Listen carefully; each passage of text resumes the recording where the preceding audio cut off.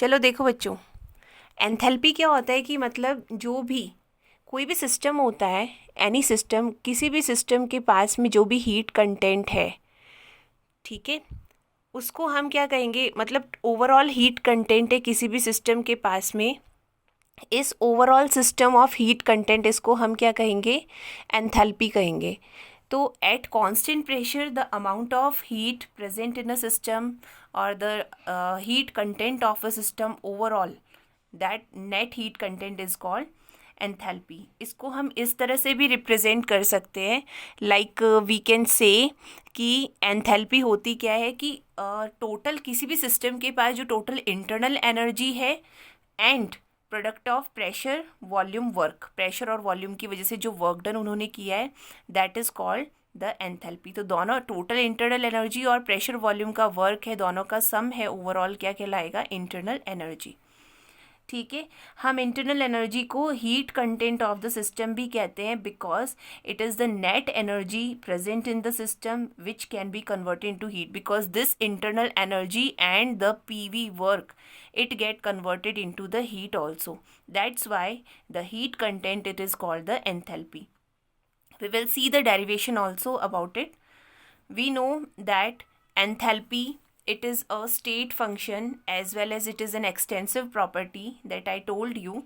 So because it depends on the amount of substance, so that's why it is a state function and it depends on initial and final position. We are not able to calculate the enthalpy exactly.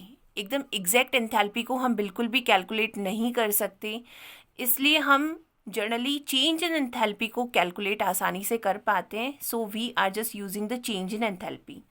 If we are calculating, we want to calculate the change in enthalpy, then the change in enthalpy is equal to the change in internal energy as well as change in PV work. अब यहाँ से PV में change होने का मतलब मैं PV को क्या लिख सकती हूँ, P2V2 माइनस P1V1. तो ये भी हम क्या है इसको लिख सकते हैं, delta P means P2V2 minus P1V1, और मैं यहाँ डेल्टा लगाना चाहे तो अपन लगा सकते हैं, डेल्टा P2V2 माइनस P1V1.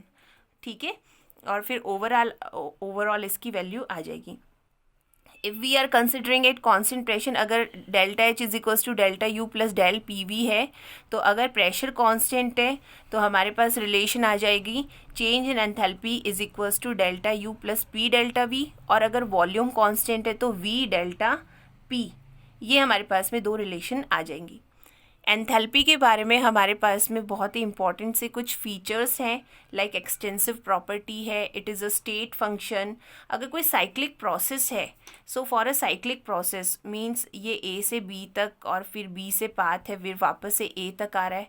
तो since for a cyclic process the change in enthalpy is equals to zero, because generally cyclic process है तो वापस से इनिशियल स्टेट में आ गया. So delta H means enthalpy in initial stage and enthalpy in final stage, दोनों का sum करेंगे, that is H final enthalpy final minus enthalpy initial. तो दोनों की वैल्यू ही सेम होगी, तो enthalpy change will be zero.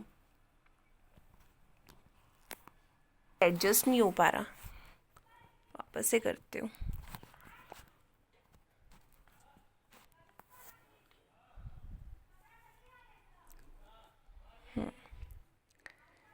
ठीक है, देखो अब आगे चलते हैं. Since we know from the first law of thermodynamics, first law of thermodynamics से हमें पता है कि internal energy, change in internal energy is equals to Q plus W, यही होता है. और अगर हम W की वैल्यू यहाँ से, अगर हम यहाँ से Q की वैल्यू, हीट की वैल्यू निकालेंगे, so Q is equals to delta U minus W, ये वैल्यू आ जाएगी हमारे पास.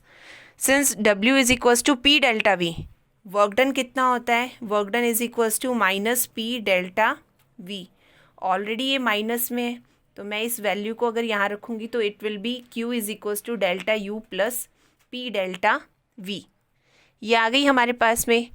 एंड वी नो, हमें पता भी है इस चीज़ का, या तो आप इसको ऐसे लिख सकते हो, since this heat content is equivalent to the enthalpy, या फिर हमने जो रिलेशन पढ़ा है delta U plus P delta V it is equivalent to the delta H. So इस पूरे की जगह हम क्या लिख सकते हैं, delta U plus P delta V को delta H. And if we are considering this situation at constant pressure, in that case Q, that is heat at constant pressure, it will be equivalent to delta H, because the sum of internal energy and pressure volume work, it is called the enthalpy. So QP is equals to delta H at constant pressure. तो ये ध्यान रखना है कि constant pressure पे जो heat है वो किसके बराबर होगी, डेल्टा H के बराबर. अब यहाँ पे अब बात करते हैं किसकी, एट कांस्टेंट वॉल्यूम. अगर कांस्टेंट वॉल्यूम की बात करें तो अगर यहाँ से हम रिलेशन निकालें, सेम ये रिलेशन आ जाएगी, Q V is equals to delta U plus V delta P. ये भी होता है हमारे पास में कांस्टेंट वॉल्यूम पे एंथैल्पी की ये भी वैल्यू होती है. तो Q V is equals to delta H भी आ सकता है. लेकिन अगर वहीं पे हम फर्स्ट लॉ ऑफ थर्मोडाइनमिक्स भी अप्लाई करें, जैसे कि फर्स्ट लॉ ऑफ थर्मोडाइनमिक्स के अकॉर्डिंग हमारे पास है delta U is equals to Q plus P delta V. ये या फिर मैं ये पुट कर सकती हूँ माइनस पी डेल्टा वी, ये पुट किया है मैंने. Delta U is equals to Q minus P delta V, ये हमारे पास फर्स्ट लॉ है. तो फर्स्ट लॉ में इफ़ वॉल्यूम इज़ कांस्टेंट, अगर वॉल्यूम कांस्टेंट रखा जाए, that is V final minus V initial are same, that means this value will be zero. in that case at constant volume the QV heat at constant volume is also equivalent to the internal energy of the system. इस ये internal energy के भी बराबर होगी. So QV is also equivalent to delta U. QV is equals to delta H at constant volume. So we can say that at constant volume जो heat है it will be equal to the enthalpy change and also equal to the internal energy of the system. Okay, now one more relation is also there, that is since we know that delta H, that is change in enthalpy, is equals to delta U plus delta PV, that is change in pressure volume work. So this is the change in enthalpy. Since we know that PV is equals to nRT, तो या तो दो तरह से इसका हम derivation निकाल सकते हैं, P2 V2 कैलकुलेट कर सकते हो या डायरेक्ट इस तरह से भी कर सकते हो. तो PV is equals to nRT, ये हम nRT यहाँ पुट कर दें तो PV की जगह delta nRT. Since temperature at constant temperature and constant pressure, because most of the thermodynamic reactions are means conducted at isothermal processes when temperature is constant as well as sometimes pressure is also constant, and here R is also the gas constant. तो यहाँ पे ये दोनों constant चीज़ें हो जाएंगी and we will get delta H is equals to delta U plus delta NGRT. हमारी book में इसका एक डेरिवेशन भी दिया है, क्योंकि डेरिवेशन इसका कोई नहीं पूछने वाला, डायरेक्टली ये ही फार्मूला बहुत ज़्यादा काम आता है. It is a very important formula. So delta H is equals to delta U plus delta N G R T. Here N are the number of moles of product minus number of moles of reactant. तो reactant और product के number of moles है, gaseous moles हैं, उनको हम क्या कर देंगे यहाँ पे माइनस कर देंगे. Then we will get the value of the delta N G. तो ये हमारे पास में एंथैल्पी के बारे में. अब since we know that the enthalpy is actually equivalent to the heat, because whatever the heat content present in the system, that is equivalent to the enthalpy.